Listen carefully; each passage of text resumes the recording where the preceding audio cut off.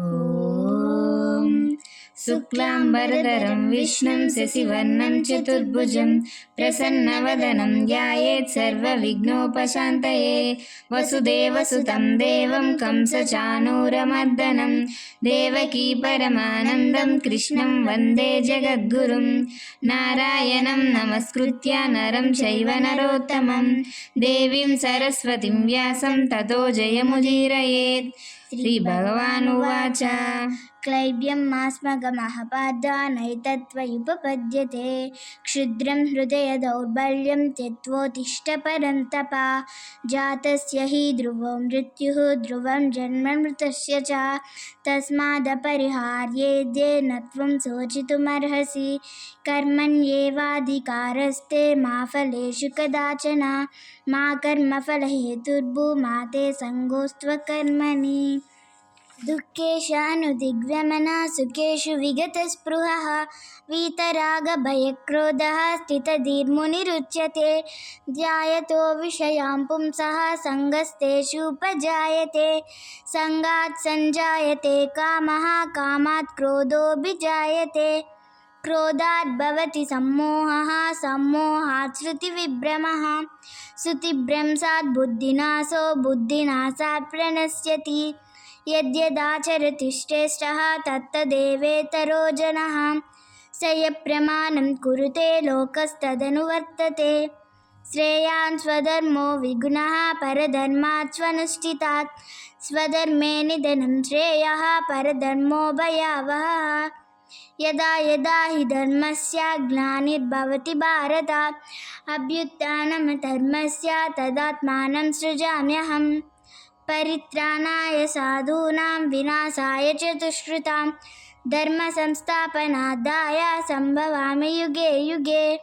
ब्रह्मार्पणं ब्रह्महविः ब्रह्माग्नो ब्रह्मणाहुतं ब्रह्मैव तेव गन्तव्यं ब्रह्मकर्मसमाधिना ज्ञानेन तु तदज्ञानां येषां नाशितमात्मनः तेषान्मादित्यमद्यं च ज्ञानप्रकाशयति तत्परम् उद्धरेदात्मनात्मानं नात्मानम् अवसादयेत् आत्मैव आत्मनो बन्धुः आत्मैव रिपुरात्मनः युक्ताहारविहारस्य युक्तचेतस्य कर्मसु युक्तस्वप्नावबोधस्य योगे भवति दुःखः असंशयं महाबाहो मनो दुर्विग्रहं चलम् अभ्यासेन तु कौन्तेय वैराग्येन च गृह्यते पादनैवेहनामुद्रा विनाशस्तस्य विद्यते न हि कल्याणकृतश्चित् दुर्गतिं तात गच्छति मनुष्याणां सहस्रेषु कच्चिद् यतति सिद्धयेत् यततामपि सिद्धानां कच्चित् नाम वेति तत्त्वतः बहूनां जन्मनामन्ते ज्ञानवान् मां प्रपद्यते वासुदेव सर्वमिति स महात्मासु दुर्लभः अन्तकाले च मामेव स्मरन् मुक्त्वा कलेवरन् यः प्रयाति समद्भावं याति नास्त्यस्य संशयः आब्रह्मभुवनालोकः पुनरावर्तिनोऽर्जुन मामुपेत्य तु कौन्तेय पुनर्जन्म न विद्यते अनन्याचिन्तयन्तो मां ये जना पर्युपासते तेषां नित्याभियुक्तानां योगक्षेमं वहाम्यहम्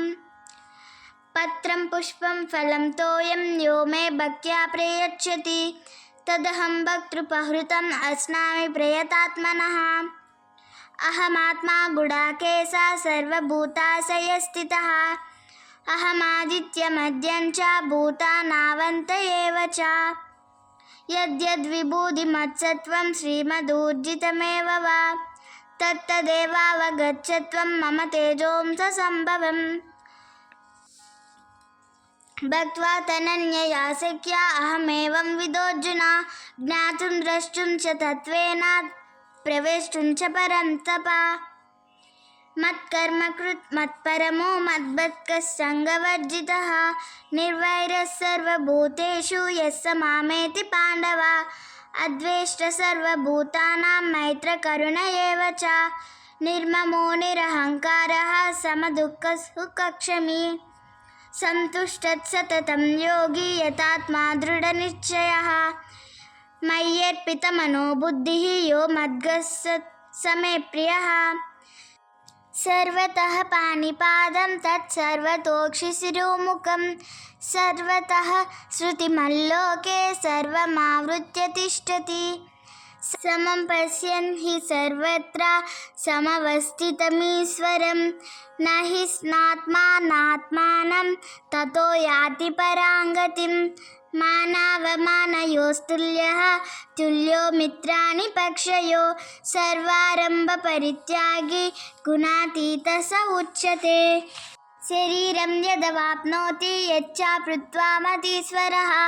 गृहीत्वैतानि संयाति वायुर्गन्धानि वासयात् अहं वैश्वानरो भूत्वा प्राणिनां देहमाश्रितः प्राणापानसमायुक्तः पचाम्यन्नं चतुर्विधं त्रिविधं नरकस्वेदं द्वारं नाशनमात्मनः कामक्रोधस्तदा लोभः तस्मादेतत्त्रयं त्यजेत् तस्मात् शास्त्रं प्रमाणन्ते कार्यकार्यव्यवस्थितौ ज्ञात्वा शास्त्रविधानोक्तं कर्म कर्तुमिहार्हसि अनुद्वेगकरं वाक्यं सत्यं प्रियहितं च यत् सद्वायाभ्यासनं चैव वाङ्मयं तप उच्यते यज्ञदानतपः कर्म न त्याज्यं कार्यमेव तत् यज्ञोदानं तपश्चेन पावनानि मनीषिणां यतः प्रवृत्तिर्भूतानां येन सर्वमिदं ततं स्वकर्मणा तमभ्यच्य सिद्धिं विन्दति मानवः सर्वधर्मान् परित्यज्य मामेकं शरणं व्रज अहं त्वा सर्वपापेभ्यो मोक्षयिष्यामि मा शुचः सञ्जय उवाच यत्र योगेश्वरः कृष्णो यत्र पादो धनुर्धरः तत्र श्रीविजयो भूतिः ध्रुवा नीतिर्मतिर्ममः ॐ असतो मा सद्गमय तमसो मा ज्योतिर्गमय मृत्यो मा अमृतं गमय ॐ शान्ति शान्ति शान्तिः सर्वं श्रीकृष्णार्पणमस्तु।